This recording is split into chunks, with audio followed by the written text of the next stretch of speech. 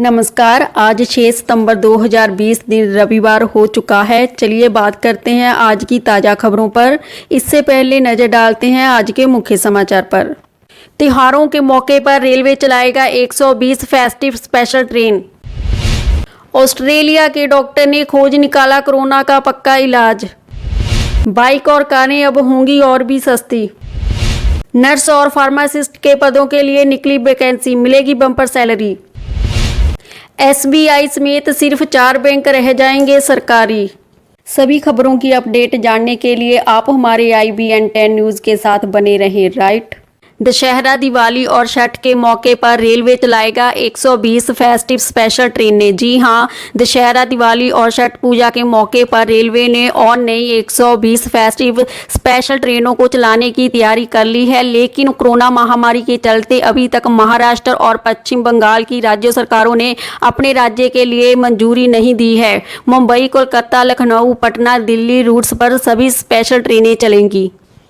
Bike, कारें अब होगी और सस्ती। प्रकाश जावड़ेकर ने दिया GST दरों में कटौती का संकेत। जी हां, केंद्रीय भारी उद्योग मंत्री प्रकाश जावड़ेकर ने वाहनों पर माल एवं सेवा कर की दरों में कटौती की उद्योग जगत की मांग से सहमति जताते हुए कहा कि वह प्रधानमंत्री और वित्त मंत्री से इस बारे में चर्चा करेंगे। भारी उद्योग मंत्री ने ये भी बताया कि वाहनों की कबाड़ नीति का प्रस्ताव तैयार हो चुका है और सभी संबंधित पक्षों ने इस पर राय दी है। उन्होंने कहा कि शीघ्र ही इस नीति की घोषणा संभव है। जावड़ेकर ने वाहनों के लिए GST दरों में कटौती की संभावना के बारे में कहा कि वित्त मंत्रालय प्रस्ताव पर काम कर रहा है। SBI समेत सिर्फ ये 4 बैंक रह जाएंगे सरकारी। जी हां, बैंकिंग सेक्टर में सरकार जल्द ही निजीकरण की राह पर तेजी से आगे बढ़ सकती है। आयोग ने बैंकों के निजीकरण का ब्लूप्रिंट भी तैयार कर लिया और केंद्र सरकार को 4 सरकारी बैंकों पर अपना नियंत्रण रखने का सुझाव दिया है। इन बैंकों में भारतीय state bank, Punjab national bank, bank of Baroda और केनरा बैंक शामिल है।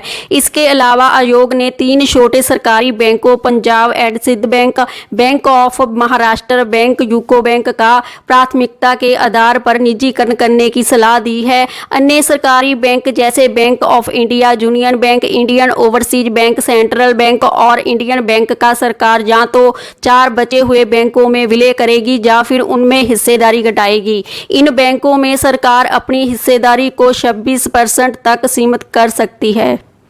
प्रधानमंत्री आवास योजना के तहत मिल रहा है 3.5 लाख रुपए में घर। ऐसे करें अप्लाई। 1 सितंबर में इन शहरों में शुरू होगी बुकिंग। जी हां, घर खरीदने वालों को प्रधानमंत्री आवास योजना के तहत सब्सिडी पाने का मौका मिल रहा है। उत्तर प्रदेश आवास विकास परिषद ने प्रदेश के 19 शहरों में 3,516 प्रधानमंत्री आवास योजना के मकानों के लिए 1 सितंबर से बुकिंग खोल दी गई है।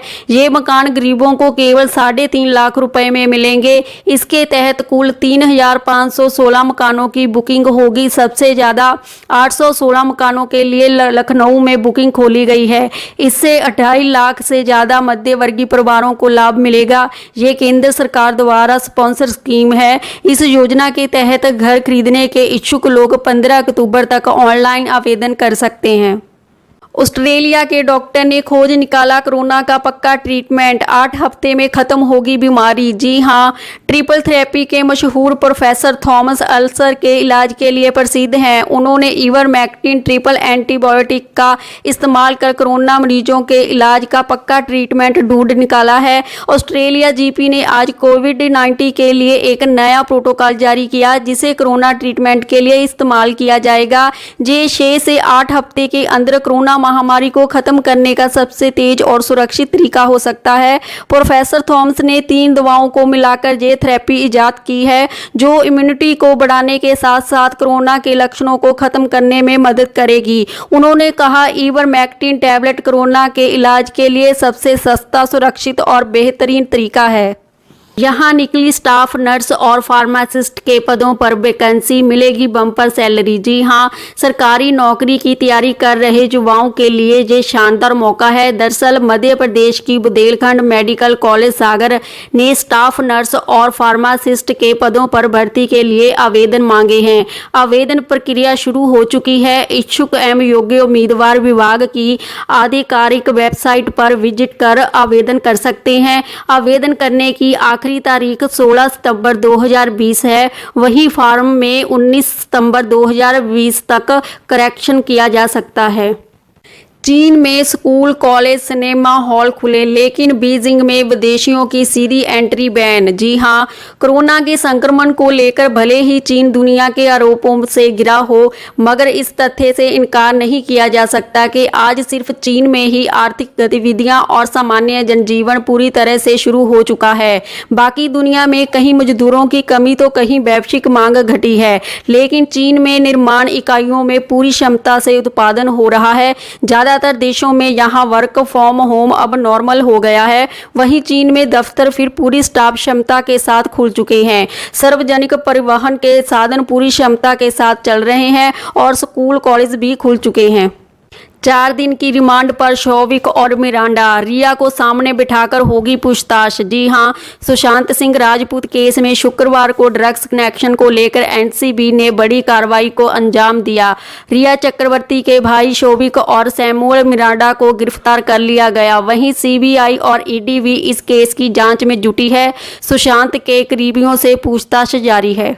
बांग्लादेश की मस्जिद में लगे एसी में विस्फोट, नमाज अदा कर रहे 12 लोगों की मौत। जी हां, बांग्लादेश की राजधानी ढाका के बाहरी इलाके में स्थित एक मस्जिद में लगे 6 एयर कंडीशन के फटने से एक बच्चे सहित 12 नमाजियों की मौत हो गई।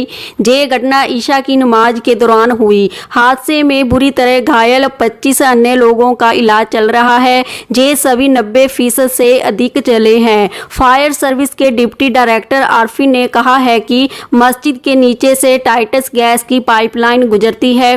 पाइपलाइन से गैस लीक हुई और जब किसी ने एसी या पंखा चलाया तो इस दौरान हुए स्पार्क से गैस ने आग पकड़ी और जोरदार विस्फोट हुआ। चलिए लेते हैं मौसम की जानकारी।